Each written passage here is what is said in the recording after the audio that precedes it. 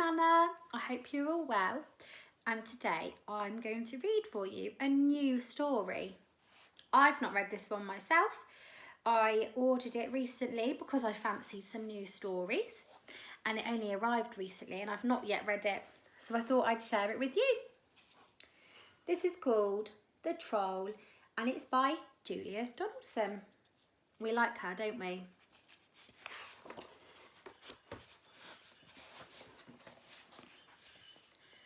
There was once a troll who lived under a bridge. That's where trolls are supposed to live. Can you think of a troll that lives under a bridge in a story that you know? Meanwhile, far out at sea, there were some pirates who lived in a ship. That's where pirates are supposed to live.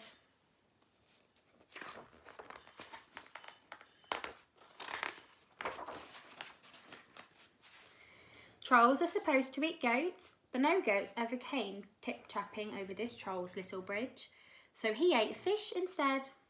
But one morning he heard a faint noise on his bridge. Up he popped, and he said what trolls are supposed to say, which is, "Who's that trip-trapping over my bridge?" "I'm not trip-trapping, I'm scuttling," said a tiny black creature, "and I'm a spider." "Oh, bother, I thought you were a goat," said the troll. "No, goats have fur," said the spider. "Never mind, I'll eat you anyway," said the troll. "You'll make a nice change from fish." "Oh, please don't eat me," said the spider. "Why don't you go further down the river to the next bridge? It's much better for goats there." "All right," said the troll. So he packed up his frying pan, his cookery book, and off he strode. Pirates are supposed to dig for treasure. And these pirates had a treasure map with a rhyme on it. Between the palm tree and the rocks, 6 foot deep, lies a treasure box. They sailed and they sailed until they reached an island. "This is the spot," said Handkerchief. "Start digging." The pirates dug and they dug, but all they found was a grumpy mole. "It must be the wrong island," they said. All that digging had made them hungry. It was Ben Buckle's turn to do the cooking. He cooked fish pie. "It's soggy," said Percy Patch. "It's slimy," said Peg Polka Dot. "When we find the gold, we can buy a decent cookery book," said Handkerchief. And they set sail again. The troll was sitting under his new, middle-sized bridge, reading his cookery book. Suddenly he heard a sound above his head. Up he popped.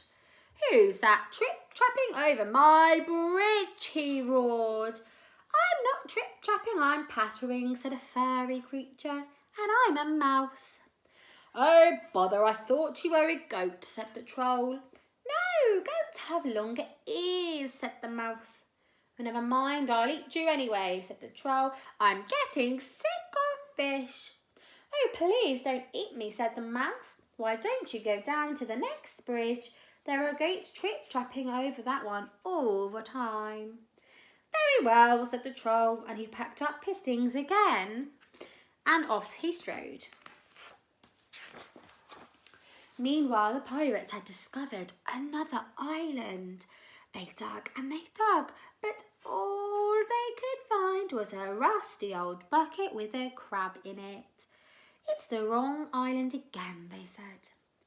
That night Percy Patch did the cooking. He cooked fish soup. "It's bony," said Ben Buckle. "It's briny," said Peg Polka Dot. "If only we could find the gold, we could pay for a proper cook," said Handkerchief. The troll was frying fish under his new big bridge when he heard a sound above his head. Up he popped. "Who's that trip-trapping over my bridge?" he bellowed. "I'm not trip-trapping, I'm lolloping," said a creature with the long ears. "And I'm a rabbit." "Oh, bother, I thought you were a goat," said the troll. "No, goats have hooves," said the rabbit.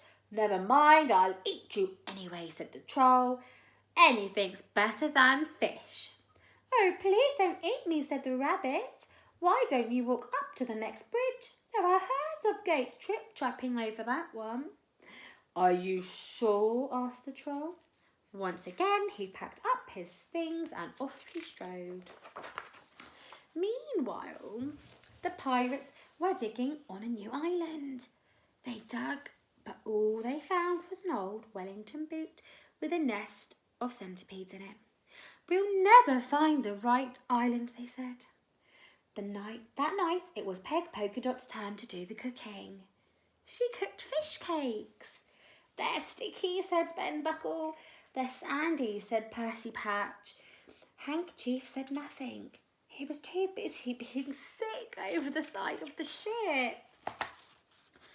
The troll's river grew wider and wider. Then it stopped being a river and it flowed into the sea. The troll found himself on a sandy beach. There isn't another bridge, he said. That rabbit was tricking me. But then he spotted some hoof prints in the sand. A goat at last, he cried. He looked around, but he couldn't see any goats. Never mind, it will probably come back tomorrow, he said, and the troll followed the hoof prints. They led him to another spot between a tall palm tree and two big rocks. I know, he thought. I'll dig a pit, then tomorrow the goat will fall into it and I can eat it. The troll dug and dug with his frying pan. Just when he thought the hole was deep enough, the pan hit something hard. It was a great big chest. Perfect, said the troll. I can hide in here and keep warm. Then when the goat falls into the hole, I'll open the lid and pop up. He lifted the lid. The chest was full of round gold things. These are no use to me, he said, and he threw them all into the sea. Then he climbed into the chest and lay down. Tomorrow I can have a goat for breakfast instead of fish, he thought, as he drifted off to sleep. It was dark when the pirates arrived at the next island. This is the spot, said Handkerchief. But someone's been digging here already, said Ben Buckle. Don't say they found the treasure, said Percy Patch. No, look, here it is, cried Peg Polkadot. The chest was heavy. It must be full of gold, said Handkerchief. Quick, back to the ship before anyone stops us. The troll was woken by a loud bang. That's my breakfast falling into the hole, he thought. But why was the chest heaving and swaying? And why was the lid opening? Surely goats can't open lids. The lid was wide open. Staring down at the troll were 4 angry pirates. Where's the gold? Shouted Handkerchief. I threw it into the sea, said the troll. The plank, yelled Ben and Buckle and Percy Patch. Make him walk the plank. The next second, the pirates were pushing him onto it. Who's that trip-trapping on my plank? Jeered Handkerchief. I'm not trip-trapping, I'm shuffling, said the troll in a very small voice, and I'm a troll. He reached to the end of the plank, his knees were knocking. Jump! Yelled the pirates. But just then Peg Polkadot came running up. Wait, she cried, I found something else inside the chest. In one hand she had the troll's frying pan. In the other hand she had his cookery book. Stop, said Handkerchief. He looked at the troll in a new way. Can you cook? He asked. Yes, said the troll. Yes, shouted the pirates. Then you can stay, said Handkerchief.